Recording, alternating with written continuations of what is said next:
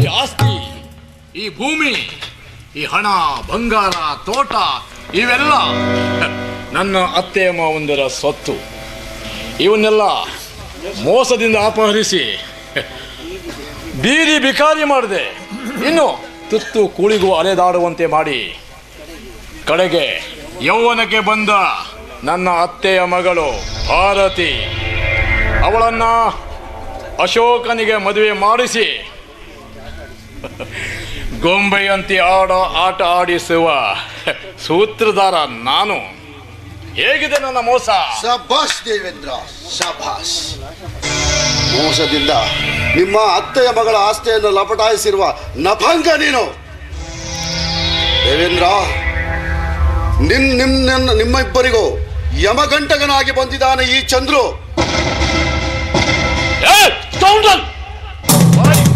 ಮಾತನಾಡು. ಈ ದೇವೇಂದ್ರ ಚಕ್ರ ಹೋದಲ್ಲಿ ಹೊಕ್ಕ ಬಂದಿದ್ಯಾ ನಾಯಿ? ಮುಚ್ಚಲೆ ಬಾಯಿ. ನಯ ವಿನಯದಿಂದ ಮಾತನಾಡಿ ಮರಳಿ ಹೋಗು ಮೂರ್ಖ.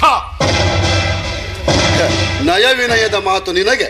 ನಾನು ದೇವೇಂದ್ರ, ಇಷ್ಟು ದಿವಸ ಅಹಂಕಾರ ಅಧರ್ಮದಿಂದ ಮೆರಿತಾ ಇದೆಯಲ್ಲ, ಅದು ಹಣದ ದರ್ಪದಿಂದ. ಆದರೆ ಇವತ್ತು ನನಗೆ ಅರ್ಥ ಆಗ್ತಾ ಇದೆ, ನೀನು ಗಳಿಸಿದ್ದು ಮೋಸದಿಂದ ಅಂತ. ಅದು ನಿನ್ನ ಆಸ್ತಿ ಅಲ್ಲ. ಇನ್ನು ಮುಂದೆ ನಿನ್ನ ಆಸ್ತಿ ಆ ಅಶೋಕನಿಗೆ ಸೇರಬೇಕು.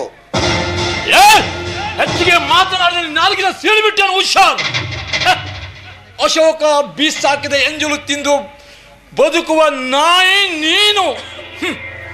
ಹಾಗ ಹಾಗ ದೇವೇಂದ್ರ, ನಿನ್ನ ದಾರಿ ನೀನು ಹಿಡಿ. ದೇವೇಂದ್ರ, ಹೊರಟು ಹೋಗು ಅಂತ ಹೇಳಲಿಕ್ಕೆ ನೀನೇನು ನಿನ್ನ ನಿನ್ನ ನಿನ್ನಂತೆ ನಡ್ಕೊಳ್ಳಿಕ್ಕೆ ನೀನು ಸಾಕಿದ ಮನುಷ್ಯ ನಾನಲ್ಲ. ನಿಯತ್ತಿನಿಂದ ಬದುಕುವಂಥ ಮನುಷ್ಯ ನಾನು. ಇವತ್ತು ನಾನು ಪೊಲೀಸ್ ಅಧಿಕಾರಿ. ನಿಮ್ಮೆಲ್ಲ ವಿಚಾರವನ್ನು ಸುಸಂದರ್ಭದಲ್ಲಿ ಉಪಯೋಗಿಸಿ ನಿಮ್ಮನ್ನ ಬೀದಿಗೆಳೆದು ಪಾದರಕ್ಷೆಯ ಸನ್ಮಾನ ಮಾಡದಿದ್ರೆ ನಾನು ಚಂದ್ರನೇ ಅಲ್ಲ. ಚಂದ್ರು, ನೀನಾಚೆ ಬಂದು ಈ ಶ್ರೀಮಂತರ ಅಟ್ಟ ಆಸಕ್ಕೆಲ್ಲ ಮೆಟ್ಟಿ ನಮ್ಮ ದರ್ಬಾರಕ್ಕೆ ಅಂತಿಮ ಹಾಡ್ತಿ ಅಂತ ನೀನು ಬಂದು ನಮ್ಮ ಬೋಳ್ನೊಳಗೆ ಹೊಕ್ಕಿದ್ಯಾದ್ರೆ ನಿನ್ನ ಮಾಂಸವನ್ನ ಕಿತ್ತು ನಾರಿ ನಾಯಿಗಳಿಗೆ ಹಚ್ಚಿಬಿಟ್ಟೆ ನೆಚ್ಚರ ಮಗನ. ಆ ದೇವೇಂದ್ರ ಬೀಸಾಕಿದ ಹಳಸಿದ ಅನ್ನ ತಿನ್ನುವ ನಾಯಿ ನೀನು. ನನಗೆ ದರ್ಪದ ಮಾತನಾಡ್ತೀಯ? ನೋಡು, ಒಂದಲ್ಲ ಒಂದು ದಿವಸ ಸತ್ಯ ಜನರಿಗೆ ತಿಳಿದು ನಿಮ್ಮನ್ನ ಈ ಸಮಾಜದ ಜನರೇ ಕಲ್ಲಿನಿಂದ ಹೊಡೆದು ಸಾಯಿಸುವ ಹಾಗೆ ಮಾಡಲಿಲ್ಲ ನಾನು ಚಂದ್ರನೇ ಅಲ್ಲ. ಹೋಗ ಹೋಗ ಅವಿವೇಕಿ, ಹೋಗ. ಗೆಟ್ ಔಟ್ ಯು ಸ್ಕೌಂಡಲ್, ಹೋಗು. ಮಾತಾಡ್ತಾನೆ ಬಾಯಿ ಬಂದ ಹಾಗೆ. ಏನು ಪೊಗರು ಉಂಟು ನಿನಗೆ? ಹೋಗ ಹೋಗ, ಗೆಟ್ ಔಟ್. ನೋಡ್ತಾ ಇರೋ, ಇದು ಸೇಡಿನ ಸರ್ಪ ಕಣ, ಇದು ಸೇಡಿನ ಸರ್ಪ. ಪ್ರಕಾಶ್, ದೇವೇಂದ್ರ, ಈ ನನ್ನ ಮಗನಿಗೆ ಇನ್ಸ್ಪೆಕ್ಟರ್ ನೌಕರಿ ಸಿಗೋದ್ರೊಳಗಾಗಿ ಮುಗಿಸ್ಬೇಕು ಇವನ ಕತೆ. ದೇವೇಂದ್ರ, ಅವನನ್ನು ಈ ಕ್ಷಣದಲ್ಲೇ ಮುಗಿಸ್ಬೇಕಿತ್ತು. ಆದ್ರೆ ಕ್ಷಣಾರ್ಥದಲ್ಲಿ ಅವನು ತಪ್ಪಿಸ್ಕೊಂಡು ಬಿಟ್ಟ. ನೋಡು, ಅರಗಾಯವಾದಂತಹ ಸರ್ಪ ನಮ್ಮನ್ನ ಕಚ್ಚದೆ ಬಿಡ್ಲಾರದು. ಹೇಗಾದ್ರೂ ಮಾಡಿ ಸಮಯ ಸಾಧಿಸಿ ನಮ್ಮನ್ನ ಕಚ್ಚುವ ಪೂರ್ವದಲ್ಲಿ ಈ ಸರ್ಪದ ತಲೆ ತಗ್ಗಿಸಿ ಹೊಡೆಯಬೇಕು. ನೋಡು, ಸಮಯ ಸಾಧಿಸಬೇಕು. ಹೌದು, ನಾನು ಶಂಕರನ ತಂಗಿಯನ್ನ ಬಲಾತ್ಕಾರ ಮಾಡಿ ಅವಳ ಸಾವಿಗೆ ಕಾರಣ ನಾನೇ. ಅದು ಅಲ್ಲದೆ ಅವನು ಕುಡುಕನಾಗ್ಲಿಕ್ಕೆ ಕರ್ತ ನಾನೇ. ಇವನ್ನೆಲ್ಲ ಅರಿತು ನಮ್ಮ ಹಿಂದೆ ಸುತ್ತಾ ಇದ್ದಾನೆ ಆ ಚಂದ್ರು. ನೌಕರಿ ಸೇರಿದ ಮೇಲೆ ಇವನ್ನೆಲ್ಲ ಅರಿತು ನಮ್ಮ ಕೈಗೆ ಕೊಳ್ಳ ಹಾಕುವುದರಲ್ಲಿ ಹಾಕಬಹುದು. ಸಂದೇಹನೇ ಇಲ್ಲ. ನೋಡು, ಏನಾದ್ರೂ ಮಾಡಿ ಈ ಸತ್ಯವನ್ನ ನಾವು ಮನಸ್ಸು ಮಾಡಿದ್ರೆ ಹೇಗೆ ಬೇಕಾದ್ರೂ ಮುಚ್ಚಬಹುದು. ಆದಷ್ಟು ಬೇಗ ಸತ್ಯವನ್ನ ಮುಚ್ಚಿ ಅವರೆಲ್ಲರನ್ನ ಕತೆ ಮುಗಿಸೋಣ. ಬಾ, ಈಗ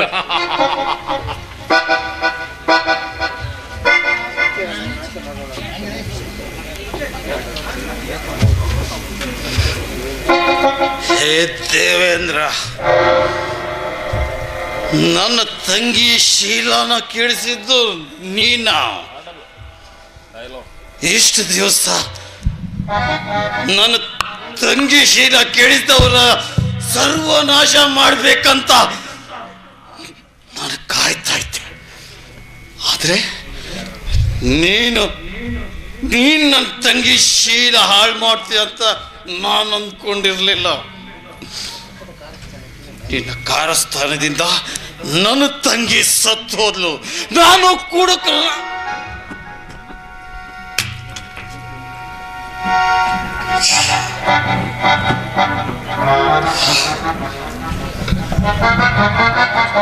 ನಾನು ಕುಡುಕನಾಗೋದಕ್ಕೆ ಇದೇ ಕಾರಣ. ಇಲ್ಲ,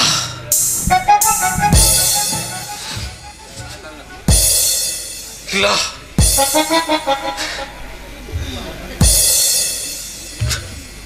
ನಾನು ಕುಡುಕನಾಗೋದಕ್ಕೆ ನೀನೇ ಕಾರಣದೆ. ನನ್ನ ತಂಗಿ ಸಾವಿಗೆ ನೀನೇ ಕಾರಣದೆ. ನೀನೇ ಕಾರಣನಾದೆ. ನಿನ್ನ ಜೀವಂತ ಬಿಡಬಾರ್ದು. ನಿನ್ನ ಜೀವಂತ ಬಿಡಬಾರ್ದು.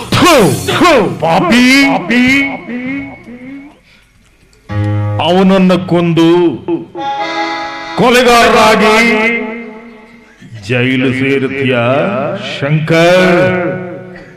ಬೇಡ. ನಿನ್ನನ್ನೇ ನಂಬಿಕೊಂಡು ಮಡದಿಯ ಜೀವನದ ಗತಿ ಏನು? ವಿಚಾರಿಸು ಶಂಕರ್, ವಿಚಾರಿಸು. ನನ್ನ ಸತಿ ನನ್ನನ್ನೇ ನಂಬಿಕೊಂಡಿದ್ದಾಳೆ. ಅವಳು ಬಾಳಿನ ಗತಿ ಏನು? ಶಂಕರ್, ತಾಳಿ ಕಟ್ಟಿದ ಸತಿಯ ಬಾಳಿನ ಬಗ್ಗೆ ವಿಚಾರಿಸಿದರೆ ನಿನ್ನ ತಂಗಿಯ ಶೀಲ ಸೂರೆಗೈದವನ ಮೇಲೆ ಸೇಡು ತೀರಿಸಿಕೊಳ್ಳದಿದ್ದರೆ ನಿನ್ನ ತಂಗಿಯ ಆತ್ಮಕ್ಕೆ ಶಾಂತಿ ಸಿಗುತ್ತಾ? ಇಲ್ಲ. ಮೊದಲು ದೇವೇಂದ್ರನ ಮೇಲೆ ಸೇಡು ತೀರಿಸ್ಕೋ. ಸಿದ್ಧನಾಗು ಸಮರಕ್ಕೆ. ಹೌದು, ನನ್ನ ತಂಗಿ ಆತ್ಮಕ್ಕೆ ಶಾಂತಿ ಸಿಗಬೇಕಂದ್ರೆ ನಾನು ನನ್ನ ಕೊಲ್ಲಲೇಬೇಕು. ನಾನು ಸಮರಕ್ಕೆ ಸಿದ್ಧನಾಗಲೇಬೇಕು. ಅಯ್ಯೋ ಹುಚ್ಚ, ಸತ್ತು ಹೋದವಳ ಜನ್ಮಕ್ಕೆ ಶಾಂತಿ ದೊರಕಿಸಲು ಹೋಗಿ ಮಡದಿಗೆ ಮೋಸ ಮಾಡುತ್ತೀಯ? ಬೇಡ, ಬೇಡ ಶಂಕರ್. ನಿನ್ನ ತಂಗಿಯ ಬಾಳು ಹಾಳು ಮಾಡಿದ ವಂಚಕನಿಗೆ ಶಿಕ್ಷೆಯನ್ನ ಆ ದೇವರು ವಿಧಿಸುತ್ತಾನೆ. ಶಂಕರ್, ಮೊದಲು ನಿನ್ನ ಮುಂಬಾಳಿನ ಬಗ್ಗೆ ವಿಚಾರಿಸಿ ಬೇಗ ಸೀತಾಳ ಹತ್ತಿರ ಕ್ಷಮೆಯಾಗಿಸಿ ಒಳ್ಳೆಯವನಾಗು ಶಂಕರ್. ಕುಡುಕು ಕಟ್ಟಿದ ತಾಳಿಗೆ ಬೆಲೆ ಸಿಗಲಿ, ಸೀತಾಳ ಜೀವನಕ್ಕೆ ಮುಕ್ತಿ ಸಿಗಲಿ ಶಂಕರ್, ಮುಕ್ತಿ ಸಿಗಲಿ.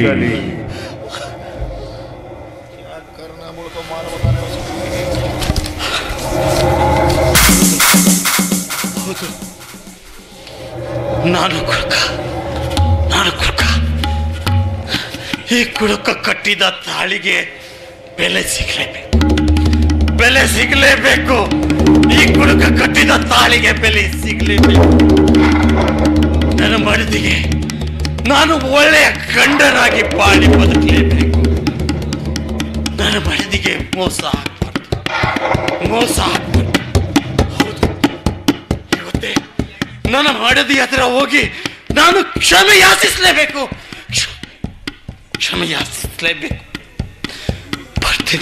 ಬರ್ತೀನಿ ಸೀತಾ, ಬರ್ತೀನಿ.